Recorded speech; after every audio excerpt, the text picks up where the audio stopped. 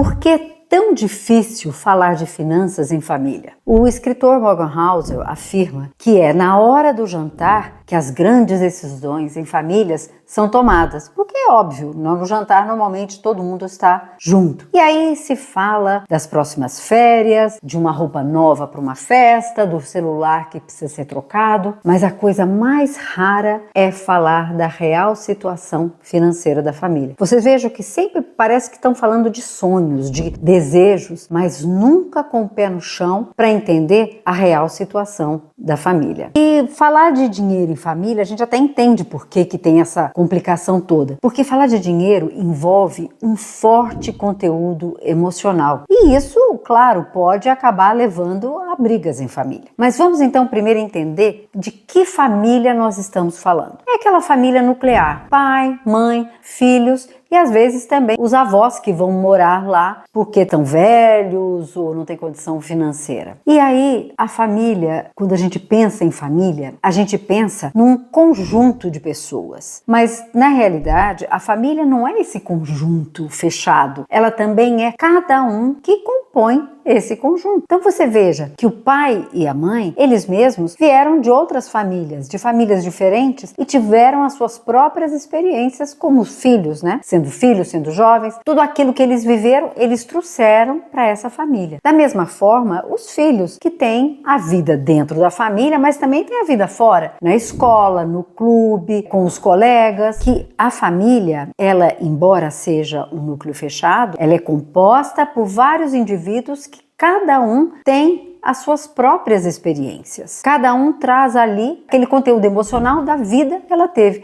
Então você pode imaginar o tamanho dessas influências, porque se vem desde os pais, quando os pais eram filhos, e os filhos que têm experiência fora, os próprios pais, né? Como pais também têm experiência fora, no trabalho, ou na escola, sei lá. Portanto, é um grupo muito coeso de pessoas, mas com uma sobrecarga de influência e de conteúdo emocional, de conteúdo de história de vida muito grandes, que isso influencia a forma como lidam com as coisas. Mas veja bem, para os filhos, os pais são como detentores da verdade. Tudo o que eles falam tem autoridade de verdade. Então eles veem os pais como heróis e assim tudo que os pais dizem para eles tem um peso muito maior. E é aí que mora o problema, porque o pai sabe disso. Ele se sente que pai, quando digo o pai, é a mãe. Então os pais sabem disso, porque eles têm um conteúdo emocional, mas eles também têm uma imagem para preservar. Como que eles vão dizer para os filhos que eles não ganham tão bem quanto eles pensam? Como que eles vão dizer para os filhos que o cargo deles não é aquele cargo grande como pensa? Portanto, falar de dinheiro quando tudo vai bem é ótimo. O difícil é falar quando sobra mês para o salário. E aí os pais tentam, muitos fazem, querem manter essa imagem de pessoas inteligentes, que sabem o que fazem, autossuficientes, que sabem principalmente lidar com dinheiro, incluindo aí tudo que significa o dinheiro. Mas aí os filhos vão para fora de casa, têm as experiências fora de casa. E quando eles vão para a escola, é aí que começa todo o problema. Porque eles começam a comparar com os coleguinhas. Então talvez aquela vida que eles pensam que é uma vida maravilhosa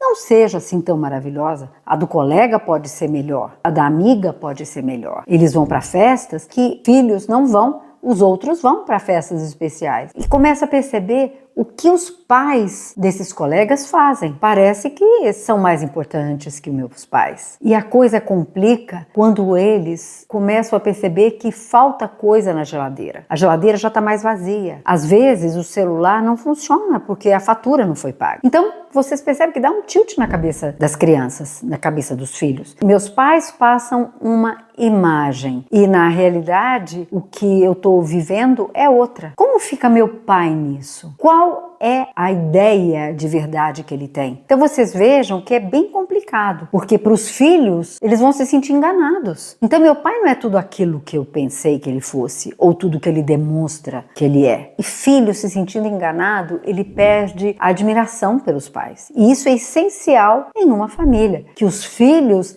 sintam admiração pelos pais. Veja que é na escola que o mundo capitalista em que vivemos começa a se impor, com todas as regras e padrões a serem perseguidos. Então você veja que como pais que não tiveram educação financeira e que sofrem a influência das emoções na forma como eles lidam com o dinheiro, como que eles vão ensinar finanças pessoais para os filhos? Não podem, eles não falam. E aí sai a conversa, entra o silêncio. E onde tem silêncio, tem espaço vazio. E quem ocupa esse espaço que os pais não se utilizam, o espaço que os pais deixam por não conversarem com os filhos, são as redes sociais. Então todo mundo adora. Os adolescentes, as crianças vivem sonhando com um mundo que eles veem na rede social. Então é interessante ver aquela pessoa que tem uma casa maravilhosa, que pode ter as férias que quer, pode comprar o que quiser, usa joias, roupas caras, um carro de luxo, e assim despertam nas crianças o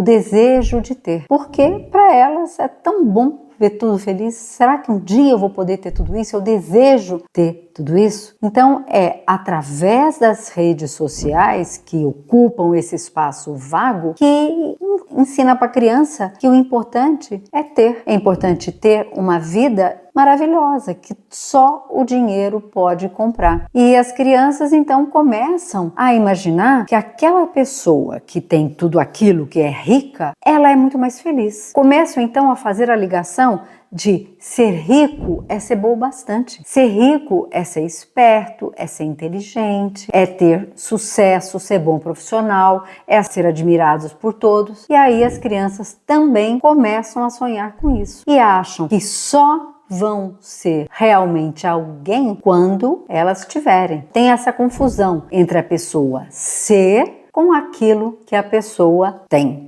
E essas crianças vão passar para frente esse mesmo ensinamento. Ensinar para os filhos delas que o importante é ser rico, porque ser rico é admirado. Ser rico é realmente ser uma pessoa completa. Mas aí você me perguntar, mas tá bom, então como quebrar esse ciclo vicioso? O que a gente pode fazer para resolver essa questão? Olha, a única forma que existe é os pais chamarem os filhos para terem uma conversa com eles, mostrar para eles a real situação da família, ter uma conversa honesta. Você vai ver que quando o pai faz isso, os filhos ficam muito mais admirados com os pais, acreditam muito mais nos pais, porque os pais estão falando a verdade. Então, vocês vejam, eles estão correspondendo com aquela ideia do pai tendo valor de verdade. Tudo que os pais falam é de autoridade e de verdade. Os pais sendo honestos e mostrando para os filhos os problemas da família, eles, ao contrário do que muitos pensam que vai destruir essa imagem, muito pelo contrário, vai mostrar que eles também são humanos, que eles também sofrem dúvidas, que eles também têm algumas dificuldades. E aí está o pulo do gato. Se eles sofrem dificuldades, eles precisam de ajuda. E para quem que eles vão pedir ajuda? Para os próprios filhos. Reunir todo mundo, mostrar o orçamento e perguntar o que é que cada um pode fazer. Faz de conta que nós estamos num jogo em que nós temos que vencer um inimigo. O nosso inimigo é a falta de dinheiro. O que é que nós podemos fazer juntos para vencer esse inimigo? O que vai acontecer então? Os filhos vão se sentir importantes, eles vão se sentir chamados pelos pais, ou seja, os pais confiam neles, os pais acreditam também nos filhos. Há uma troca. E aí o que acontece é uma grande harmonia. Os filhos vão se empenhar, cada um vai dar uma ideia. Eu não vou mais comer pipoca lá na escola, ou eu vou ver se eu corto a grama do jardim do meu vizinho. Cada um vai dar uma ideia de como melhorar. E isso vai fazer a família ficar cada vez mais unida, a família cada vez mais firme, num laço forte, um laço verdadeiro de confiança. E a grande surpresa vai ver, primeiro, como que as crianças têm ideias, como as crianças são criativas e podem fazer sugestões que muitas vezes os pais não tinham percebido. Minha mãe sempre dizia que serviço de criança é pouco, mas quem recusa é louco. Da mesma forma eu digo, o que as crianças pensam pode parecer insignificante, mas todo mundo se engana, porque as crianças são muito mais espertas, ainda mais no mundo de hoje. Então elas vão procurar a solução, vão apresentar, pai, olha, mãe, tem uma maneira aqui que eu vi na internet de como cuidar disso, daquilo. E isso vai ajudar, vai fortalecer os laços de família. Eu posso dizer, Se você me perguntar qual é a maior herança que os pais podem deixar para os filhos, eu posso afirmar: dar a melhor educação possível.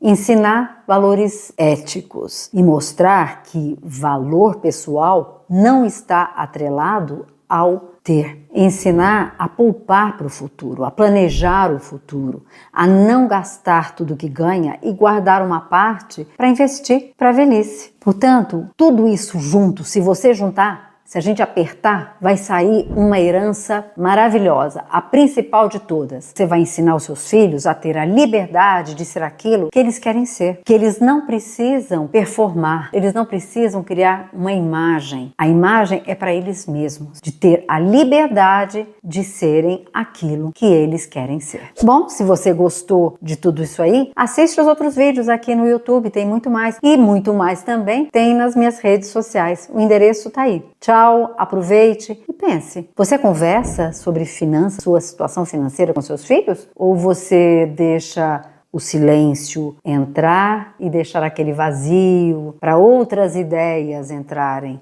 na cabeça dos seus filhos?